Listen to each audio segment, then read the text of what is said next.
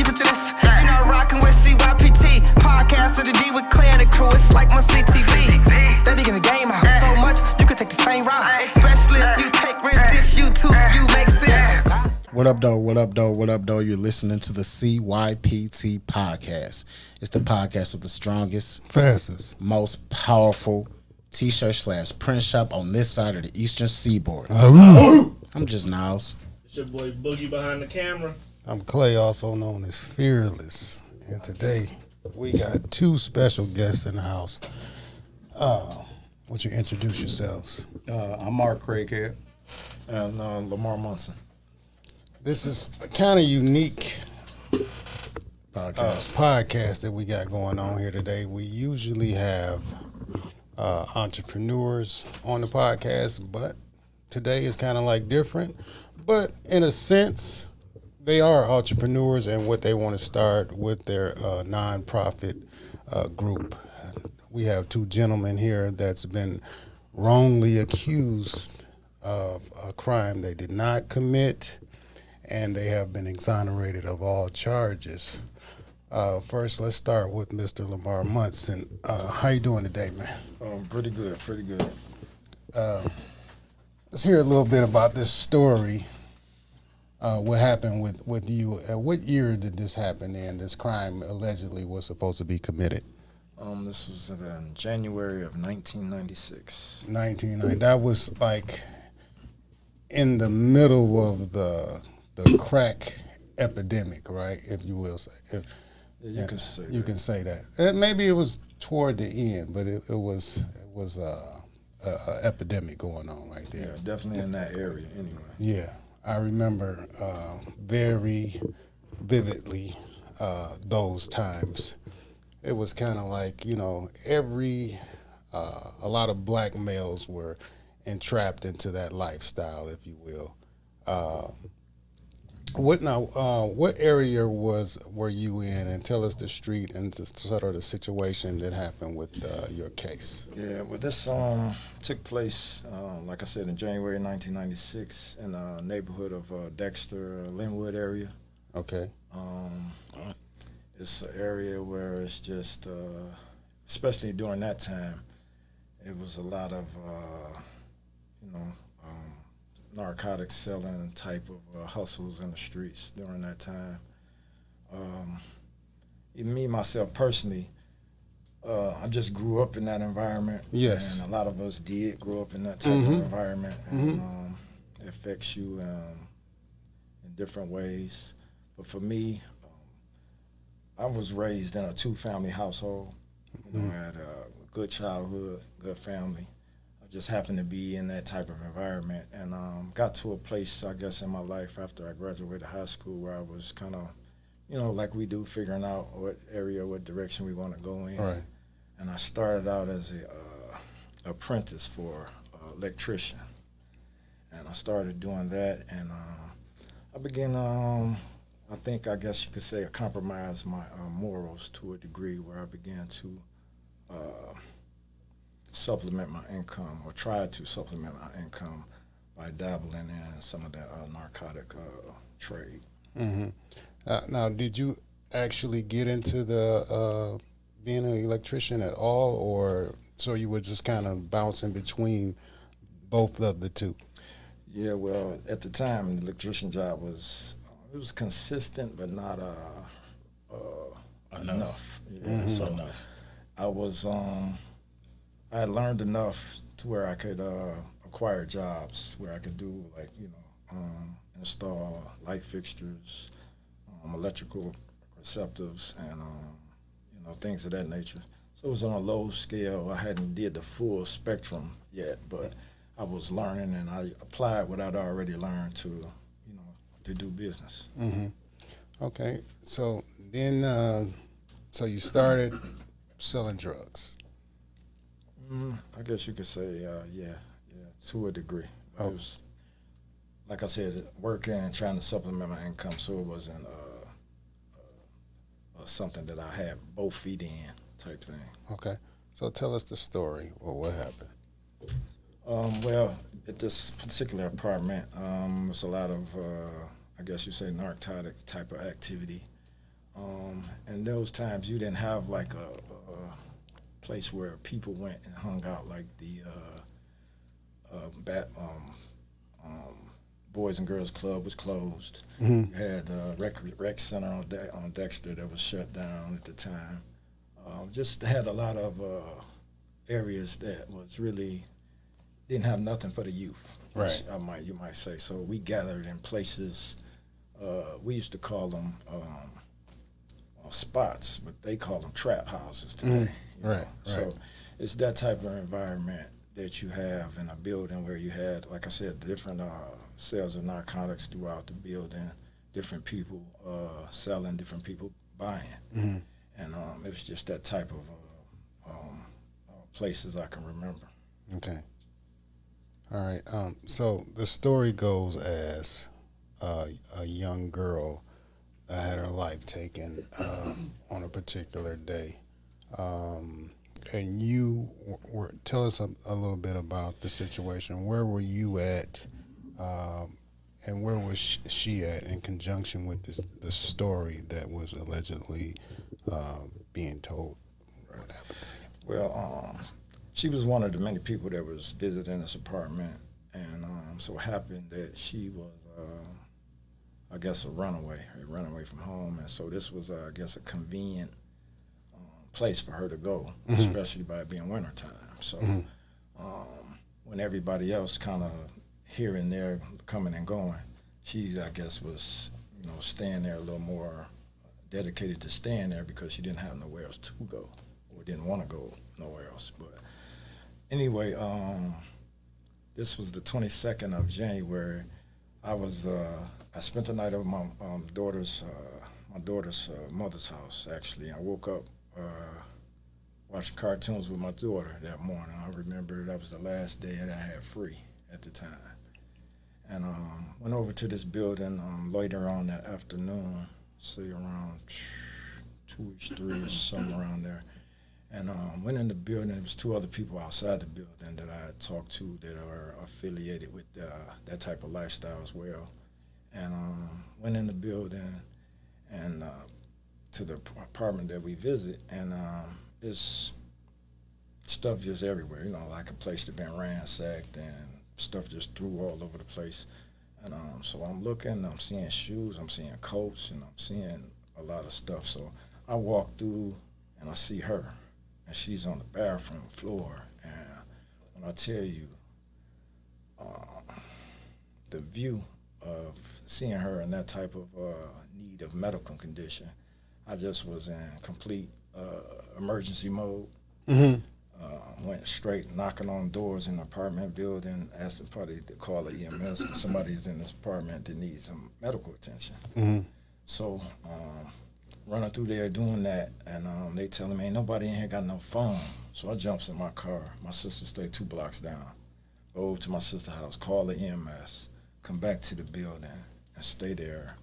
The window was broken, so I popped the blanket out and put a blanket over because she was alive.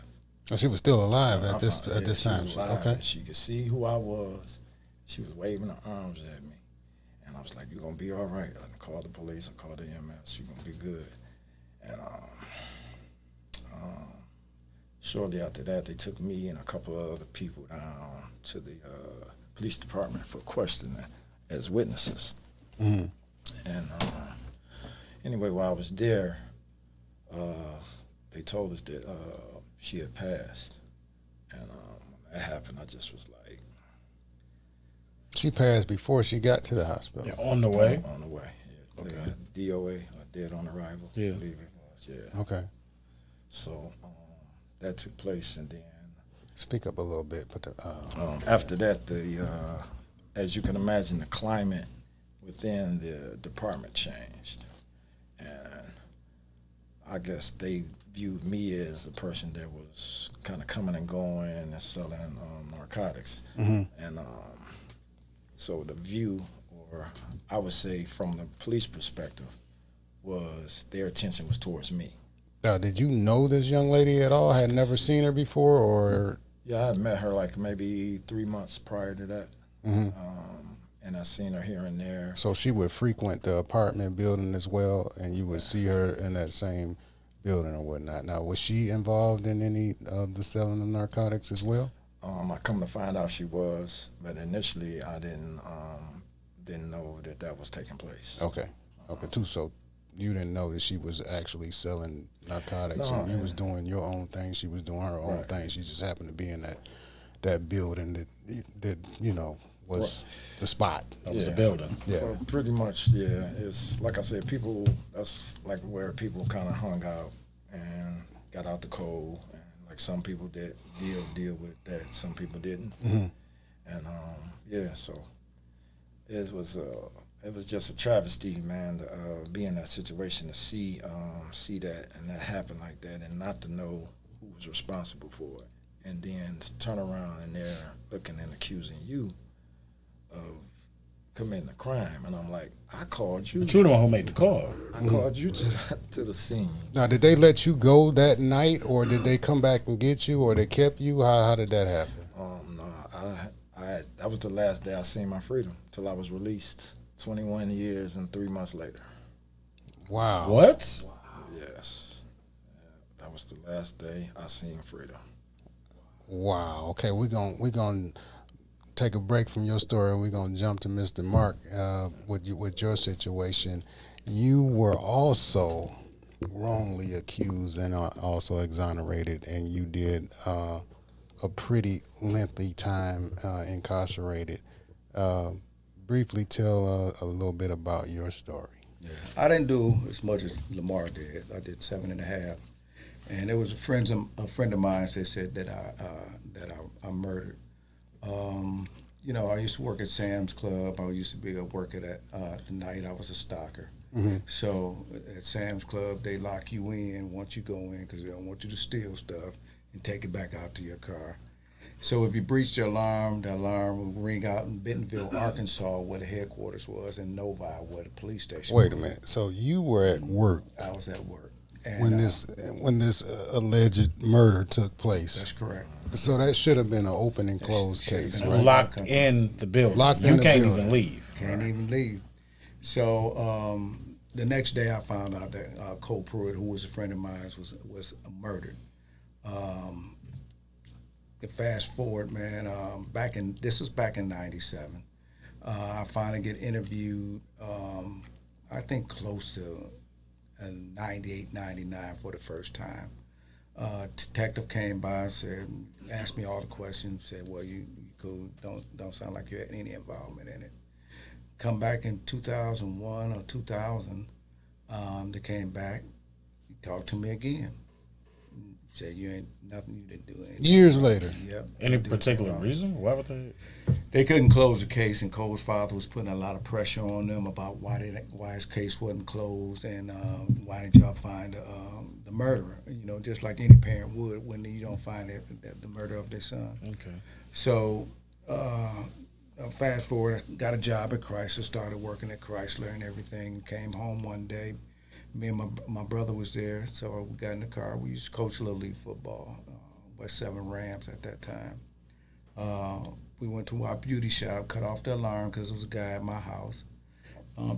After we went to the beauty shop, cut off the alarm, we went to the football field, said, hey, look, we be in next week. And then we went to my house. When we went to my house, we noticed that it was 2 detectives, didn't know they was detectives then. They were on the front porch, so we got out the car and went up to the porch. My brother went in, I came out. I stayed out because they wouldn't let me in the house. I asked them, could I help them? They told me, we want to talk to Mark Craighead. I said, that's me. They said, we want to talk to you about the death of Cole Pruitt. I said, well, I just got off of work. I'm dirty, tired, haven't had anything to eat or anything else. I'll come down tomorrow and talk to y'all. Well, that went on for about a half hour, joshing around until they just told me I had no choice but to come down with them. I called my brother out. He heard everything they said. He said, what is this, the Gestapo? Because you don't let a man do what he wanted to do. In the transcripts, they said, no. We have to do what we have to do, and it's got to be done today. Mm-hmm. So which means that I had no choice but to go down with them, which means that they took me against my will. Even though I asked for an attorney and everything else, all that went out the window. put me in the back seat in the car. He stepped in the back seat of the car, and the lieutenant was driving, and they started questioning me. Like Lamar's story, man, when I got down there, that was the last time I seen the outside. They never let me back out. My brother drove down with him. In the car. They wouldn't let him drive with us, but he can drive his own car. When he went down there, he walked in the building with us. He was about to get on the elevator with us. They said, no. You got to sit outside. He'll be out. Don't worry about it. Never did see him until, I got to the county. That was the last time I was ever seen free. Never knew who killed this guy. They still don't know. They still don't know who killed this guy. The guy's still running free, whoever killed this guy. The thing about it is, man, this guy was killed execution style. He was laid on the floor, on his stomach, and shot 4 times. Wow. So they got ways where they know how long a person has been, how long they've been deceased. Yeah. And it still didn't jive with when you were at work. Didn't jive at all, man. Some things I think they want to know, and some things is not good for their case. So was that mainly the thing the issue was timeline? No, their thing was it was a friendship that went bad. Went sour? Yeah, it went sour, and a money issue and everything else. What my lawyer, which was at the time, was Otis Culpepper, he dispelled that money issue thing because the guy never had no money. We never had a problem, never had a fight or nothing else like that. So that was dispelled and everything. The problem was they couldn't find out who did the murder. Now the guy, it was no forced entry. And he was shot execution style. Someone he knew. Someone he knew, right. And the crazy thing about this, man, the way they discovered the body. Now, his ex-girlfriend was the manager of the place, and it's the same girl that he put out on the expressway in the rain. So she had something against him if you look at it. She sent the maintenance man to the wrong apartment, which is his apartment. Mm-hmm. They were supposed to go to another apartment, but she sent him to his apartment where they discovered the body. Wow, that's crazy. Mm. So you spent 7.5 years in prison. Tell me a little bit about that first day where you walked through those doors. Like, what was the feeling like? Well, unlike Lamar, man, I wasn't a creature of habit. I wasn't trying to go in the neighborhood. I was an athlete. I played for Redford High. I won back-to-back city championships. Football? As a football player, yeah. Okay. And so I went to college and I played football. What position? Defensive back. Okay. So I did all that, and my name, the name of the neighborhood, was great because I had brothers that was all American in sports. Mm-hmm. So this was something that was was strange to everybody.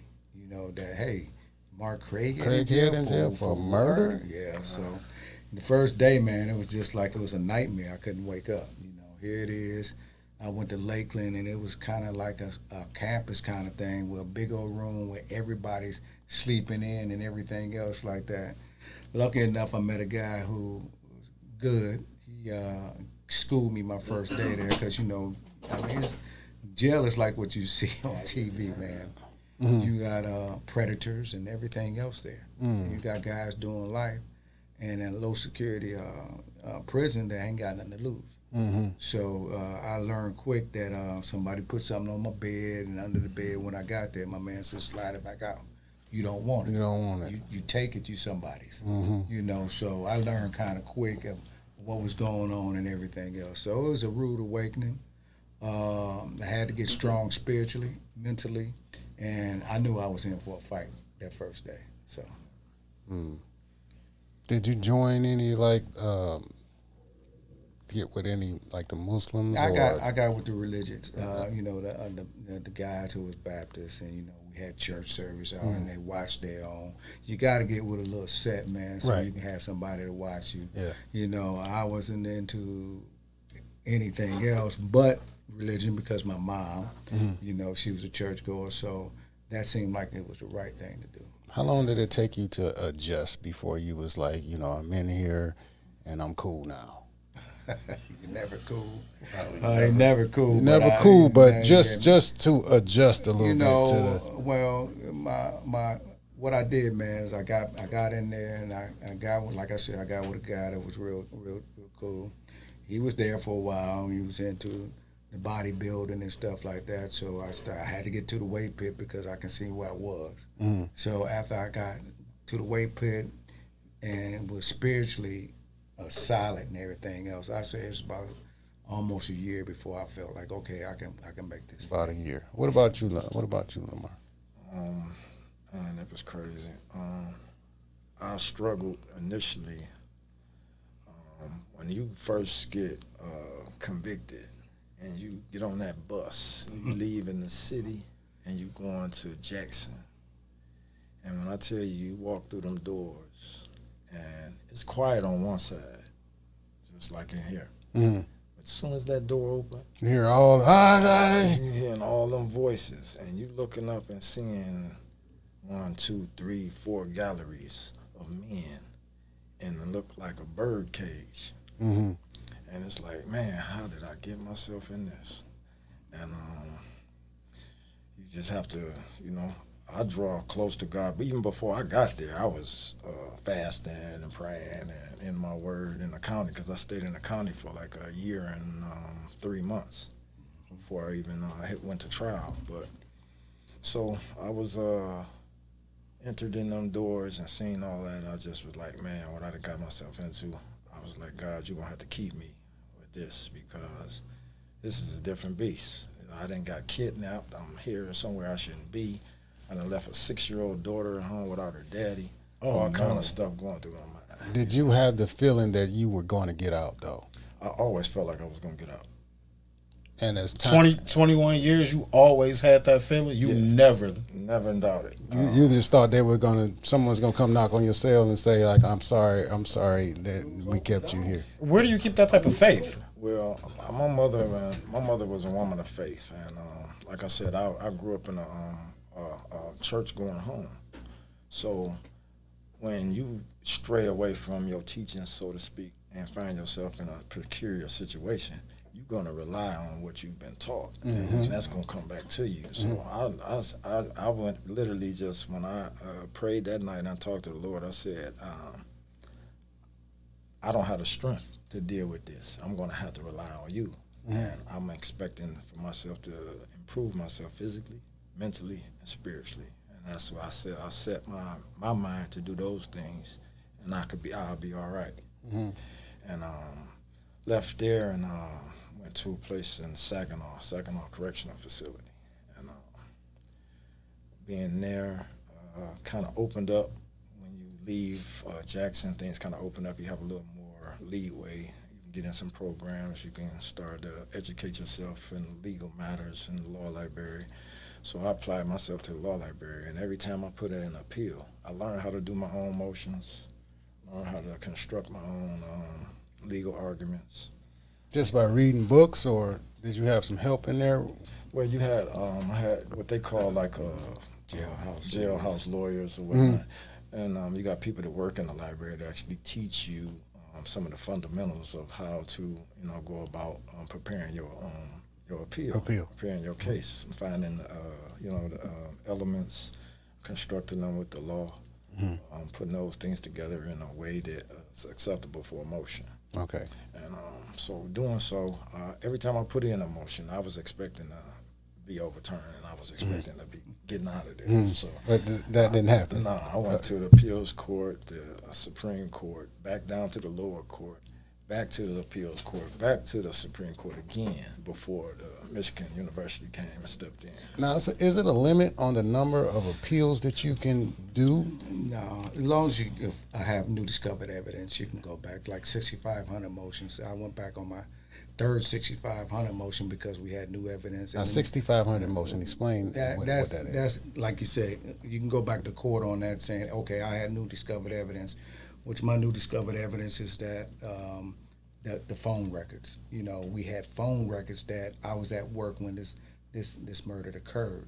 So that's new evidence that allow us to go back to court to say, okay, we didn't have this at the time, and it can change the jury's mind. So we can do. And expound on what Lamar says, you get it. You're in prison, man. There's a lot of jailhouse lawyers, guys who want to be free or want to help somebody get free. So you can learn just as much as you want to learn on that.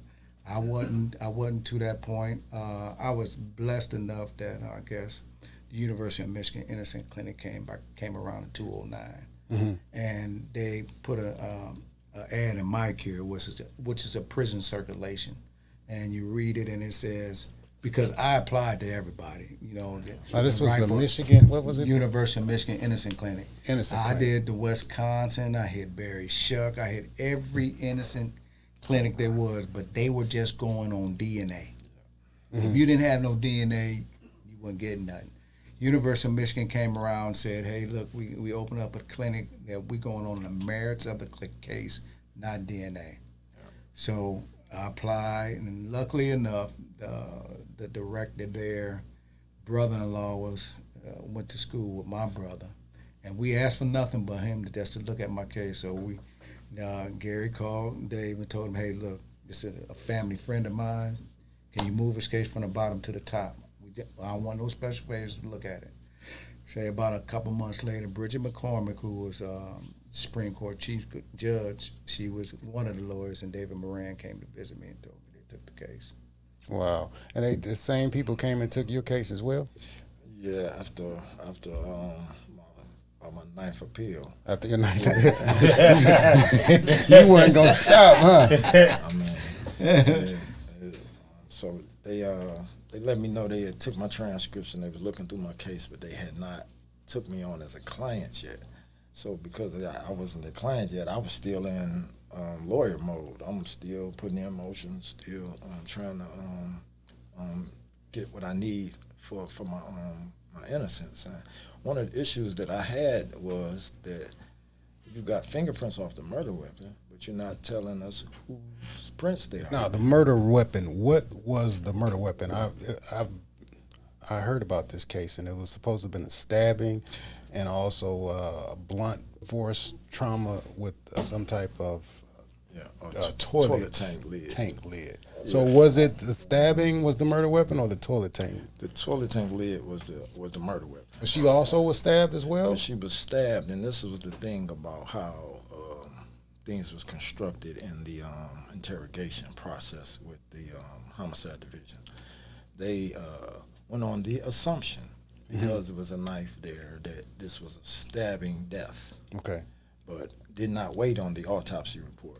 When the autopsy report came, which was I think the next day, showed that this was by blunt hit trauma. So she had no stab wounds at all? She had stab wounds, but they weren't fatal. They weren't fatal. They weren't fatal. Okay. Fatal. Right. Yeah, so the thing that was fatal was the blunt head force trauma that was utilized using what they described as a toilet tank lid. And this process, every time I did an appeal, I'm asking for the prints. I'm like, if it's mine, you would have used them. Right. If it was mine or whatnot, you eliminate me out of the equation. But that's how they operate. If your lawyer don't do that, they just don't say nothing and leave it the way it is and continue to prosecute you in the case. And so I was asking for those prints, man, for every time I put in an appeal. And that was one of the things that they had to get. Once I did get the Innocence Clinic did take my case, that was one of the elements that they used. The prints. Was the prints. And is that what exonerated you? Well, it was a number of things, and this is where the God factor come in, because I'm sitting in there doing my own appeals. I don't have a lawyer. I don't have a private investigator. I don't have anything but me and God. At that time, I get a call that the Innocence Clinic wanted to see my transcripts, so I started seeing it was so little light. But what initiated that after that was I got a call where I had to go up front and use the legal telephone. And Mr. Bill Proctor, the news broadcaster from Channel 7 News, he had broadcasted my case when I first went in 1996, and he was retiring at this point where I was doing my appeal. He heard about my situation, and he came on as my private investigator in my case. Okay. So the Lord blessed me with a private investigator.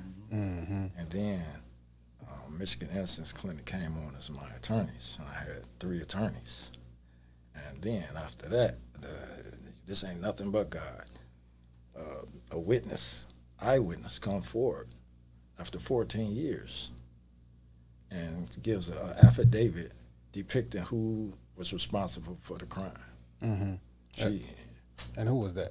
This was a guy by the name of Lewis, her boyfriend.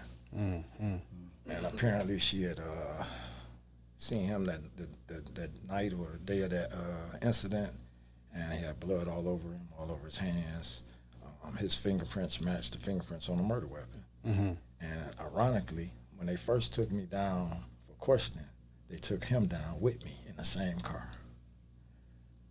Wow. So they questioned you and questioned him. Let him go and kept you. Mind you, I have no criminal record whatsoever. This man had a criminal record from the 70s, and they didn't even mention it. So were you coerced to make a statement?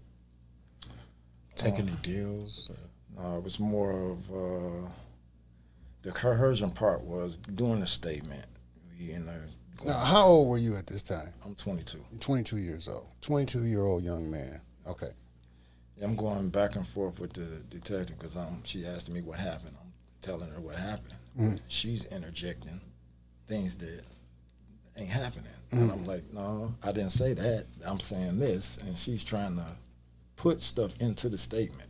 So at that point, I'm like, you know what? I just want to talk to my lawyer. I want an attorney.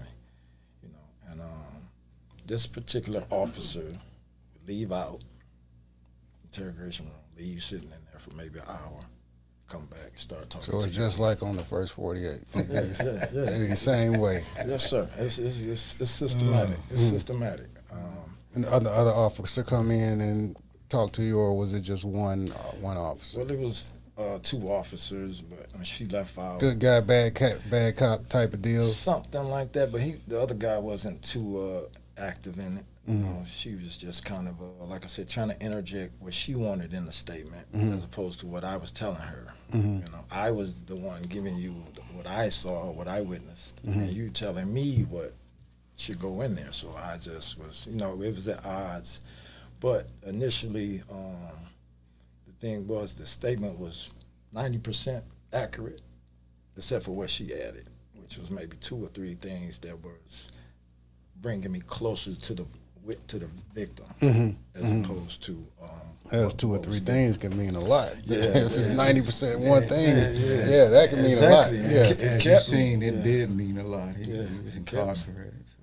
So after that, went up to I think it was the 9th floor. Stayed there till 5 o'clock that morning. They brought me right back down, and I'm in front of the chief investigator this time. And she's the good cop. She's playing good cop. We don't believe you did it. We just want to help you. We know that there's been a traumatic experience. We just want to help get you out of here. And you'll be home by this time tomorrow. All you have to do is help us out by signing another statement. And I'm like, I already gave a statement. Why am I needing to do another statement? And through that process of things, it went from what she would do is she would tell you that as a 22-year-old guy getting charged with first-degree murder of a young child. First, we didn't know her age. Everybody thinking she may be 17, 18. How old was she? She was actually 12. No way. Yeah, but she was 5'11". Okay. So and if you ain't interacting with You ain't know, you ain't know. You ain't asking me how old is you or Right. Like, But that's your house. Or yeah. You've talking to the young lady before, and she carried herself like Yeah. a older kind adult. of dismissive, not really too much conversation, and you can't really pick up too much on that, and you ain't trying to. Right, really, right, you know, right. Just kind of just and talking and passing, and if you see them, with this gathering or with that group, type thing, and so it was that morning. That was basically the proposition given to me, and at 22, I'm thinking like, I'll get me a lawyer when I get out of here, and this could be all done because I ain't did nothing. Ain't did nothing, So right? I don't care what you putting in front of me. So at that point, it was just that type of frame of mind. And I've like I said, I've never been interrogated before. I ain't never been arrested like that in a police station like that. And when you dealing with all of that, and you like, they ain't giving me my lawyer, they ain't honoring nothing I'm trying to do. So you're looking for an out. So I signed what she presented and signing my life away to 23 years, with 21 years and 3 months. Did you read the statement, or did you just sign it? I just signed it. I wasn't interested in nothing on But it, getting or in it, but nothing. getting out of there. She told me I can go home, and I signed it. And I signed it. So yeah, you got to read that. That's a valuable lesson, especially in anything, whether you're leasing a building or signing for equipment. It is very crucial that you read everything. That is very crucial. Yeah. It's just the trauma of that type of circumstance. Yeah. The mental games that they play with your head, man. You don't know where you're at. And, you're tired, and you Yes. know they dangle something in your face. Yeah. You don't take it or not. Yeah. Unfortunately, that's what happened to us. Unlike Lamar, I was the first group that the Innocent Clinic took. So I was with the first 5. Unlike Lamar, I like Lamar. I thought I was going home from day one down to the last day because I didn't do it. I knew I didn't do it, and the statement read that it was an argument that turned into a fight. He pulled a gun went off, and he got shot and got killed. One shot. This guy got shot 4 times, laying on his stomach. So ain't no way I'm thinking that I'm gonna get arrested and catch a case. Because, Wait a minute. The statement. Hold on. You say the statement read that someone was arguing, and it's an argument that turned into a fight. A gun was pulled. We fought for the gun. It went off. Bam. But they don't have a person of interest, right? Only you. Yeah, that's it. But You didn't sign the statement, though. Yeah, I got the same deal we got. So you signed that as well. Yeah. See, that's Wanna what go I'm saying. home? That's what I'm saying. You. It's good to see you on the outside looking in. You're saying I would never do that because I know I'm a Marine. But you don't know how much we was going through at the point in time. And I really can't say at this point in time because I'm in litigation right now, and that's a vital part of anybody's case. Right. He's about to go to court, but I'm still starting. But I'm gonna tell everybody in the room that you can say what you want to say until you're under that kind of pressure. That kind of pressure. That's the kind of pressure I bust a pipe. So never say never. We understand about reading. I'm an educated guy. But never say never. So I also thought I was going home. I knew I was going home because I knew that the story didn't match up. Yeah. And I knew also that I was where I was. And I knew also that I was locked in. So how can you get me out there, which was downtown when I was in Novi, to commit a murder and get me back in to clock in without anybody knowing? Right. It was just physically impossible. I don't even understand why he was questioned. Me neither. I just really don't even understand. You made a phone call, but I just really don't understand. It seemed like it would be like open and close, go home. Yeah, it would. But one thing that we learned while we was in there, we just a number, man. They got to close numbers, so they don't care who's there and what you do. They gonna close it because That's how they get paid. If you looked at the article, they called her the what? Closer. The closer. You know. And that situation in there is like they are aware that what they're doing is wrong. But it's the system. I mean, You're just a number, like you said. Yeah, but even when you come into a place where now they saying one thing, but the autopsy says different, they suppress the autopsy just so their version and their story can move forward. And I'm like, you suppressing injustice because you not allowing facts to come in. Instead, you allowing, oh, well, I feel, or this is what it is. And then when the truth come into play, you suppress the truth of it just so you can continue with your narrative and with your agenda. And in doing so, you've locked up an innocent person and you've made a danger in the community because the person that's committing the murder is still out there. free. Still out there, yeah. So you're not doing the job for the community in that act, and you ain't doing the job for the people that you're victimizing. So it's just about you. Yeah, I bet like 90% of people that's locked up say they didn't do it. And you guys' opinion. You're right. And you guys' opinion, what's the percentage you think there's innocent people that's in jail now that didn't even do it? I could say a good 25%.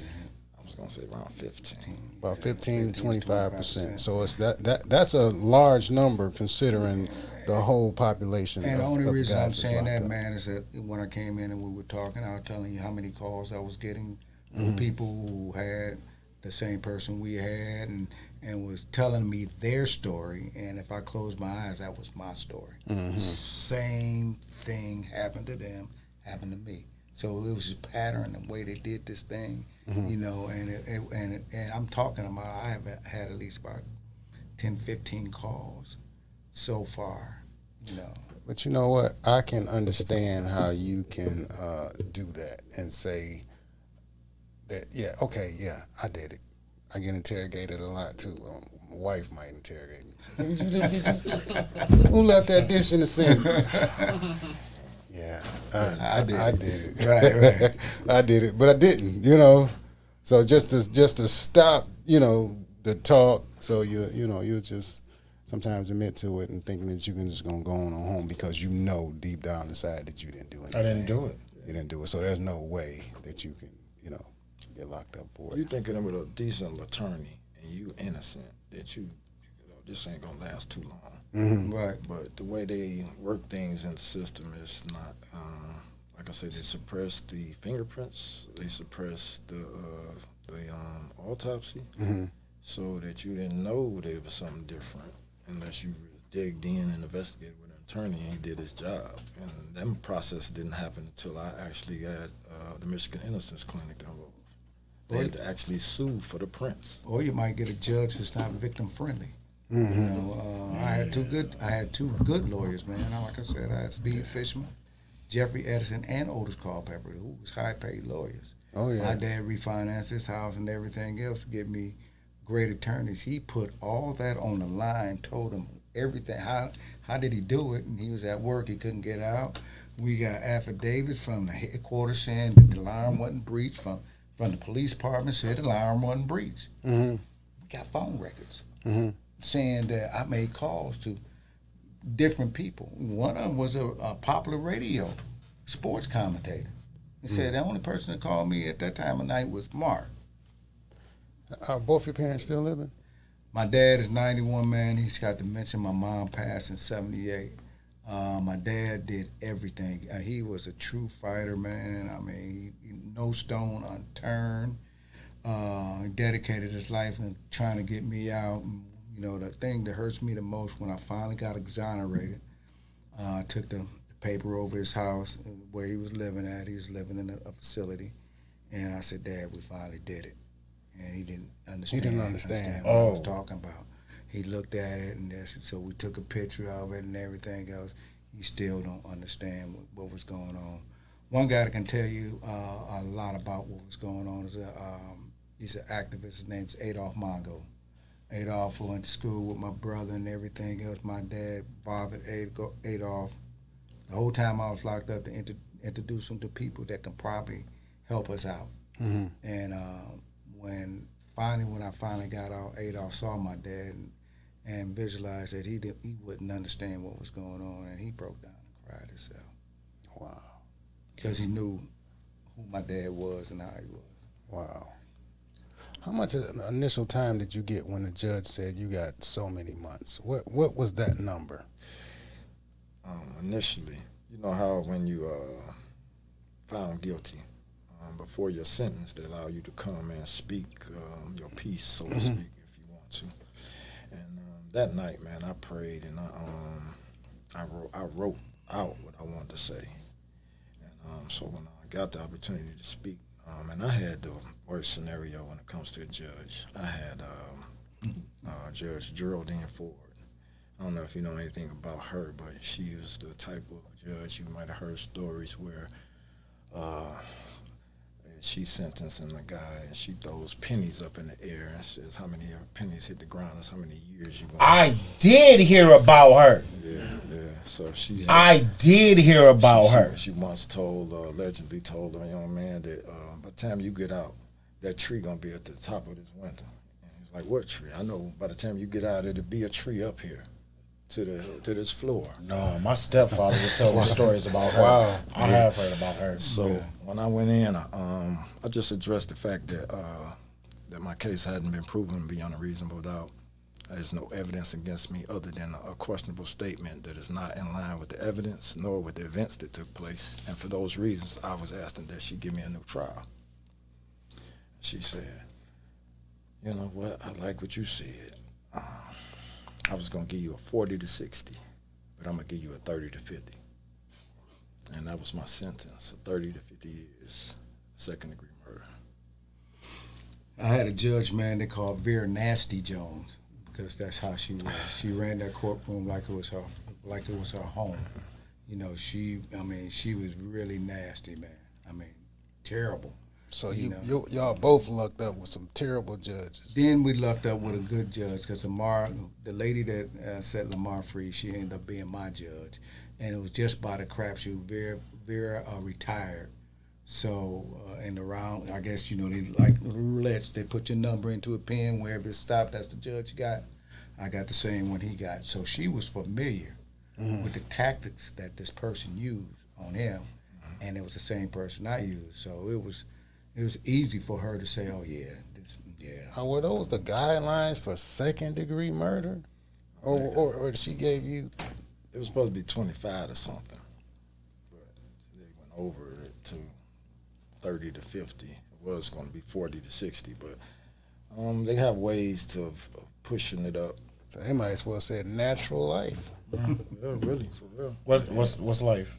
How many years is Life life? is 20 years. Used to They gave you 60? They tried to give you 60? Yeah, life used to be 20 years until what it was the Governor Engler changed it there where life means life. So if you're doing life, you're doing life.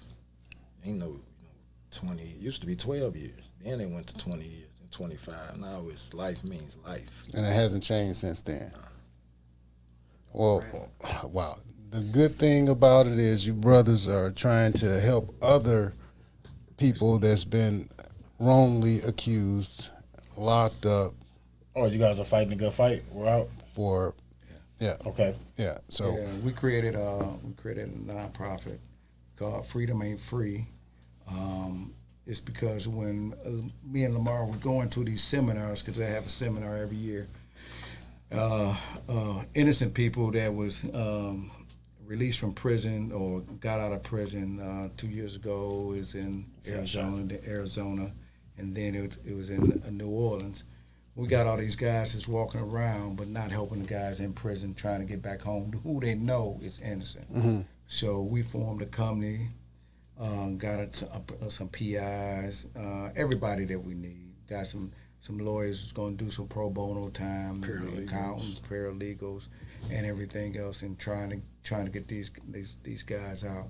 That's mainly because, like I told you, when I got all those calls and everything else, and those cases like mine, These guys don't have the resources or anything to try to get back into court.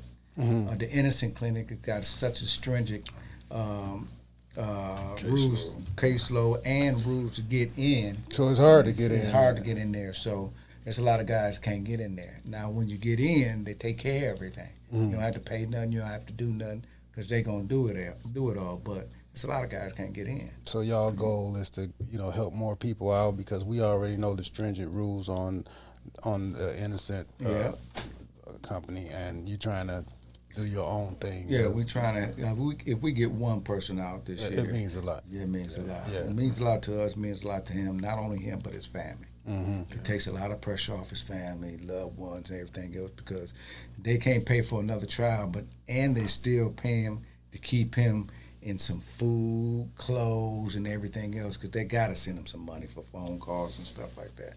So we're saving them a lot. Wow. Yeah, this business, like you said, is it's needed in this fight right now. And freedomainfree.us, we looking for donations because, like you said, we got it set up, and it's a transparent company where you can see the person that might be up, and this is the person we're looking to help out. You can go on there and look and see the research their case, what type of situation they got going on. And if you want to donate to that circumstance, you could donate to that circumstance because, like you said, we have the paralegals that have to look over it. The private investigators actually bring them at times. The paralegal looks over the cases. We see if it's no more mitigating evidence and things outside of the main, might be a statement or a confession. And then we give it over to the attorney and try to get them emotional, whatever they need to get out of there. So we have a process in place, but like I said, those people also want to get paid for what they do. They helping us pro bono here and there, but at some point we're going to have to pay people to look over cases, pay people for different things that might be necessary from one case to another. But the website is built in such a way, like again, that it's transparent. You can see what's needed. You can see how you can help. And you can see what each client needs. One might need a gun expert, one might need a polygraph test, and you know exactly what you're paying for when you donate to that cause and everything. So it is needed, man. It's some guys that's still in there that can't fight. A lot of guys ain't got his ability to go to the law library and write them briefs and everything else like that. And the system is geared up, man, that they ain't gonna let you get out because you're not just a person getting out, you're a dollar sign when you get out. Because they know what you're going to do when you're getting out. You're gonna try to recover some of your money back. Get some of that money, which will never replace doing 21 years or doing 7.5 years, but they know what you're there for. That's why the system fights so hard to keep you in there. They keep you in there because they know once you get out what you're going to do, So, guys, in closing, what could you tell a young man out there that's sort of in your situation to do or not to do? We'll start with you, Lamar. Well, I would say first live your life right. And if you find yourself in a situation, stick to your faith and read everything before you sign anything. And I don't care what nobody say, you just stick to your guns. You have to. And it might be a lot of pressure for you to do something that they want you to do, but if you can just stick to your guns and hold yourself, even if you just hold your silence and don't say nothing, would be better than signing something that might hurt you in the end. And that's the best way, man. My dad cried at night and told me, if you just stuck it out for 2 to 3 days and didn't sign nothing and didn't say nothing, they had to let you go. That's all it is. They It's just 2 to had 3 to let days. you go. Yeah, we knew people that I paid for the West Side Cubs. All our coaches was police officers and stuff. So I never thought that they do what they did, until I got into this trouble. But a couple of the officers did tell my dad, hey, if he'd have stuck it out for 2 to 3 days, they had to let him go. He ain't had to say nothing, he had to sign nothing. Even if they didn't get him a lawyer, if he just kept quiet and sat in there a couple of days, 72 hours. 72 That's hours. it. That's it. But how many kids and how many people know that? They know it, but it's just the point. Like, Yeah. you gonna go home tonight. Yeah. I want to go home tonight. You gonna go home tonight. They can't. They don't even want to do the 72 hours. No. So You know. 72 hours, you good. Yeah, that's it. So if I know now, I knew then what I know now, I would have been home. Well, it's a pleasure having you guys. Tell the people out there how to get in touch with you if they want to make any donations or anything like that. One more time, please. Yep, you can donate to our website, which is freedomainfree.us. All right. All right. Thank you, guys. Thank you. You have just listened to the Can You Picture This podcast? The podcast for the strongest, fastest, most powerful t-shirt/print shop on this side of the Eastern Seaboard. You can catch us in the heart of Detroit, Greenfield and Grand River, Monday through Saturday, 10 a.m. to 7 p.m. Our address is 14223 Greenfield Road, Detroit, Michigan 48227. Our phone number is 313-273-5000.